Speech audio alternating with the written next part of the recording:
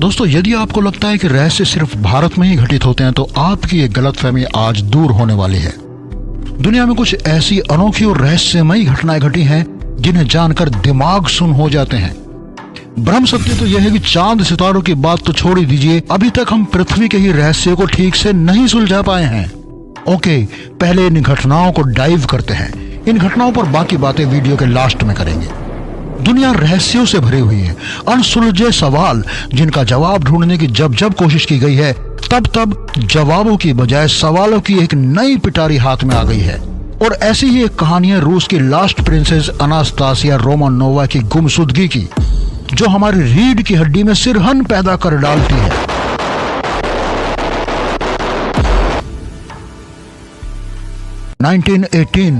रूस।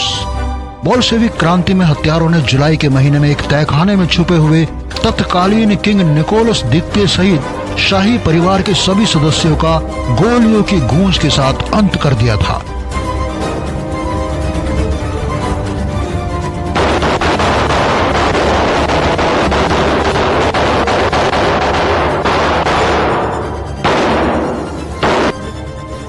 परंतु क्या सच में हत्याओं की कहानी इतनी आसानी से समाप्त नहीं होती है? ये पलट पलट कर सामने आती है और ऐसा ही यहां भी हुआ।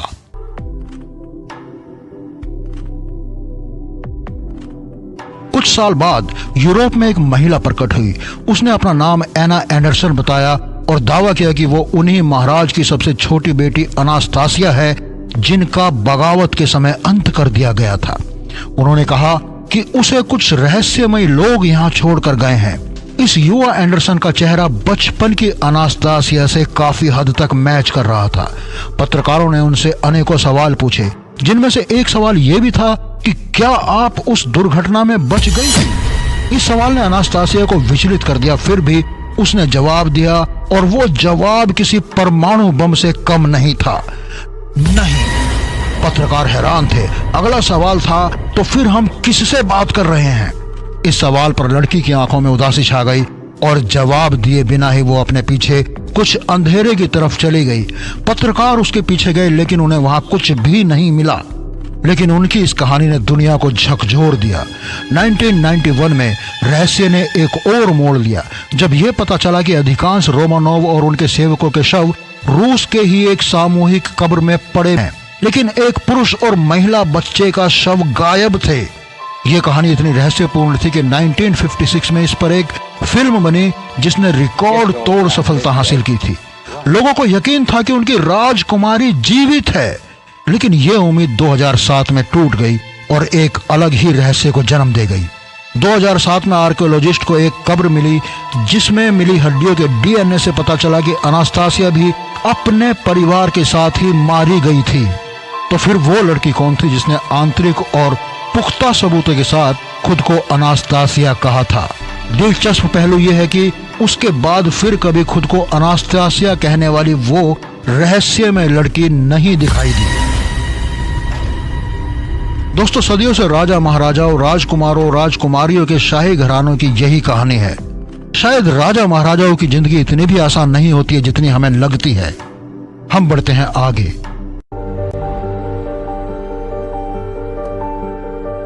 माया सभ्यता, जिसे आज तक की पृथ्वी पर मौजूद सबसे ज्यादा विकसित और भव्य सभ्यता माना जाता है।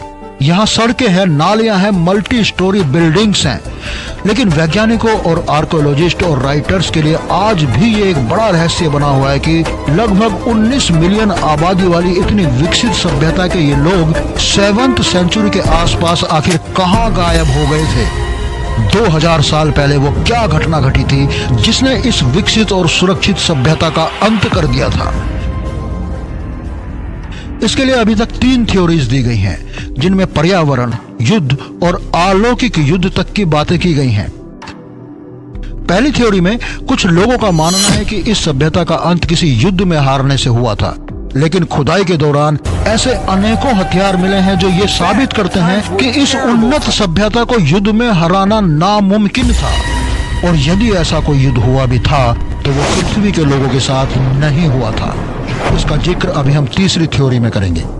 दूसरी थ्योरी के अनुसार 2012 में हुई रिसर्चों के आधार पर बताया गया कि ये सभ्यता अपने ही पर्यावरण को नष्ट कर बैठी, यानी पेड़ों की कटाई और फिर सूखा माया सभ्यता के अंत का कारण बना। लेकिन विश्व इतिहास में किसी भी सभ्यता में ऐसा कोई उदाहरण नहीं है जब पर्यावरण या सूखे के कारण कोई पूरी की पूरी सिविलाइजेशन समाप्त हो गई हो। और तीसरी थ्योरी अत्यंत रहस्यों से भरी हुई है। यहाँ से कुछ ऐसी पिघली हुई ईंटें और चट्टानें मिली हैं जो जबरदस्त तापमान पर ही पिघल सकती थी। इन ईंटों की तुलना जापान पर हुए परमाणु हमले के बाद मिली ईंटों से की जाती है।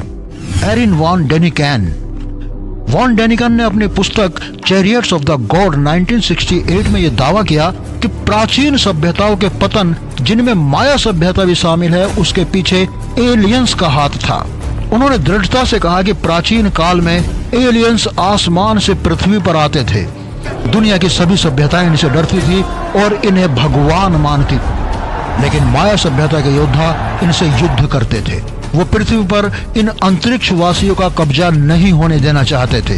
ये अंतरिक्षवासी आसमान से आते थे, इसलिए माया सभ्यता के ये लोग आसमान में होने वाली हर हरकत पर गहरी नजर बनाए रखते थे, जिसके कारण ये अंतरिक्ष विद्या के भी मास्टर हो चुके थे।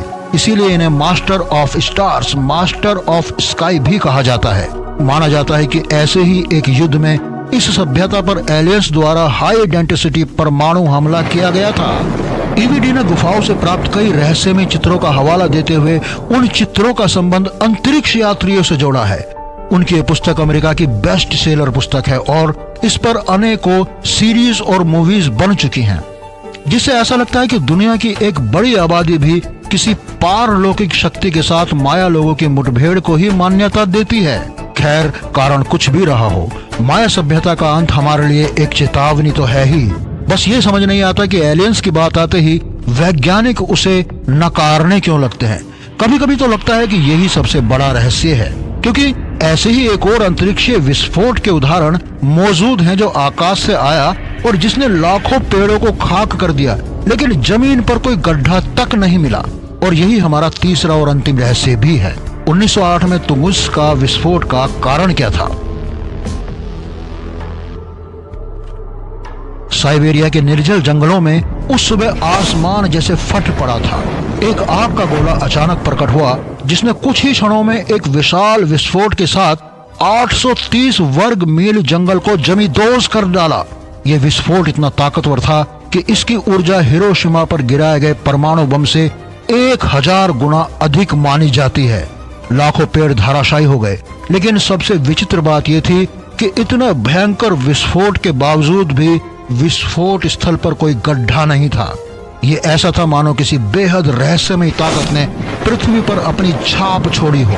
क्या ये सचमुच एक उल्का विस्फोट था या फिर कुछ और? वैज्ञानिकों ने इसे उल्का विस्फोट का ही परिणाम बताया है, लेकिन इस घटना के कई अनसुलझे पहलू हैं जो इसे केवल प्राकृतिक घटना नहीं मानने देते। कई चश्मदीदों ने बताया कि विस्फोट से पहले उन्हें आकाश में अजीब सी गोल गोल रोशनियों का एक समूह दिखाई दिया था। ये उल्का के साधारण सिद्धांत को चुनौती देता है। 2013 में शोधकर्ताओं ने पीट नमूनों में खनिज टुकड़ों और लॉन्च डेलाइट के निशान खोजे जो आमतौर पर उल्का प्रभावों से बनते हैं। लेकिन अजीब बात यह थी कि इस घटना के सभी सबूत उल्का प्रभावों से मेल नहीं खा रहे थे। गड्ढे का ना होना और विस्फोट के केंद्र में कुछ अजीब चुंबकीय असमानताएं इस ओर संकेत करती हैं कि कुछ तो असामान्य जरूर था। एलियंस या प्राचीन तकनीक। कुछ वैज्ञानिक और रहस्यवादी मानते हैं कि यह घटना पृथ्वी के बाहर की किसी ताकत का नतीजा हो सकती है। क्या ये एक एलियन स्पेस क्राफ्ट का विस्फोट था या फिर ये प्राचीन सभ्यताओं द्वारा छोड़ी गई कोई ऊर्जा तकनीक थी जो गलती से एक्टिवेट हो गई थी? चश्मदीदों ने यह भी दावा किया कि विस्फोट से पहले उन्होंने धातु जैसी आवाज और बिजली की तेज गंध महसूस की थी। क्या ये संकेत था कि कोई आर्टिफिशियल ऑब्जेक्ट, शायद एक एलियन जहाज, वातावरण में प्रवेश कर चुका था? कुछ सिद्धांत तो यहाँ तक कहते हैं कि तुंगुस्का एक वार्म होल या पृथ्वी से परे की टेक्नोलॉजी का परिणाम हो सकता है। दोस्तों, भारत में आज भी ये माना जाता है कि रात तो रात, दिन में भी घने गहरे और सुनसान जंगलों में कुछ अदृश्य शक्तियां होती हैं जो इंसानों को गायब कर देती हैं। ऐसा लगता है जैसे जिन शक्तियों को हम लोग भूत प्रेत, जिन इत्यादि मानते हैं, विदेशों में इन्हें ही एलियंस वगैरह कहा जाता है। इन्हें मानते सब हैं, लेकिन सार्वजनिक रूप से स्वीकार ना वो करते हैं ना ही हम। खैर, भले ही आधुनिक विज्ञान इसे एक उल्का विस्फोट मानता हो, पर तुंगुस्का का यह विस्फोट आज भी रहस्य का विषय बना हुआ है। ये घटना न केवल प्राकृतिक विज्ञान बल्कि उन संभावनाओं की ओर भी इशारा करती है जो इंसान की कल्पना से परे हैं। क्या ये एक चेतावनी थी या फिर किसी दूरस्थ सभ्यता का संकेत? इस सवाल का जवाब शायद हमें कभी नहीं मिल पाएगा। दोस्तों, ये थे कुछ ऐसे रहस्य जिनका जवाब साइंटिस्ट और रिसर्चर्स ने तो खोज निकाला है, लेकिन फिर भी ये यूं ही रहस्य के रहस्य बने हुए हैं। अगर आपको हमारी ये डॉक्यूमेंट्री पसंद आई है तो लाइक करें, सब्सक्राइब करें और अपने विचार कमेंट्स में जरूर बताएं। हम फिर मिलेंगे एक नए रहस्य के साथ। वीडियो देखने के लिए आपका बहुत बहुत धन्यवाद।